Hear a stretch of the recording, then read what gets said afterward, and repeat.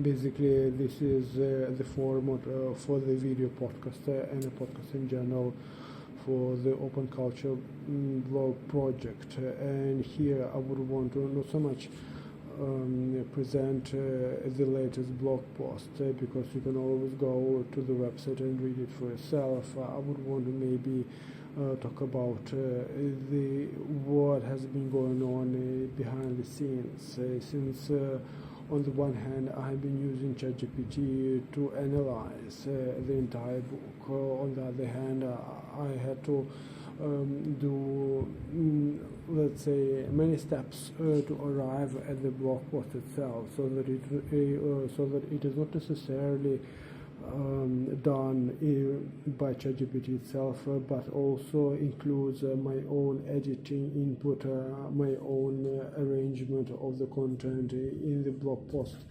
format. And once again, we should not forget that the book itself is a valid research. It is in open access. Anybody can read it.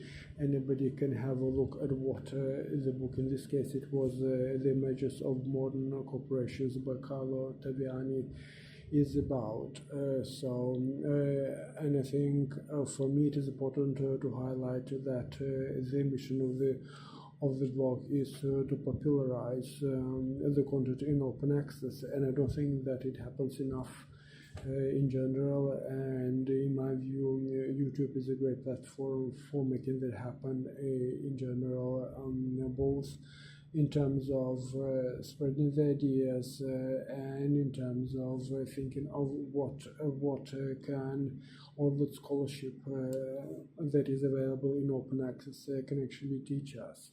And one can think maybe of one or two points from the book itself, as it essentially highlights the emergence of what has come to make modern companies, modern large-scale companies or banks possible from a very specific context,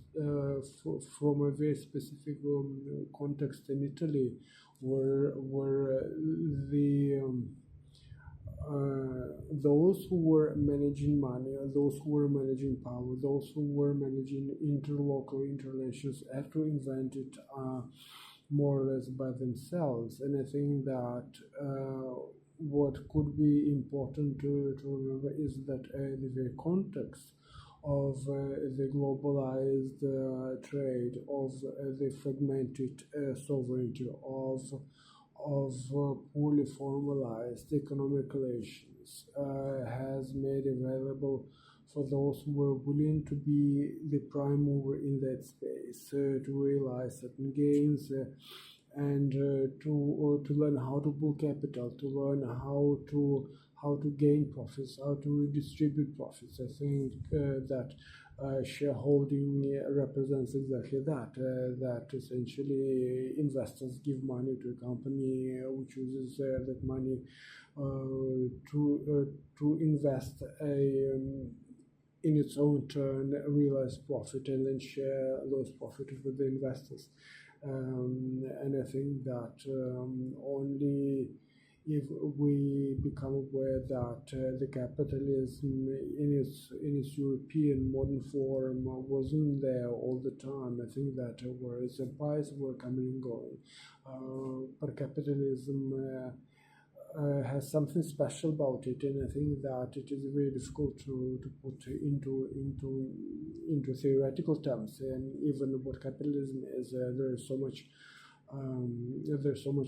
discussion about it on and off all the time, whether it is in the scholarly circles, in the media, whatnot. And I think that modern corporations, modern banking has been essentially, in my view, emerging as the European imperialism has been coming into shape, which is around the Renaissance period in Italy, in Europe, more specifically. Once again, we may not necessarily know what has been going on in China at the time, in Asia at the time. Maybe there is a bias in the way that scholars from Europe represent modern capitalism on the one hand, and on the other hand, It would be good to see new studies, new articles,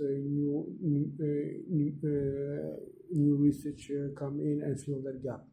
In terms of our European, or say Eurocentric point of view on modern capitalism, and I think that book does something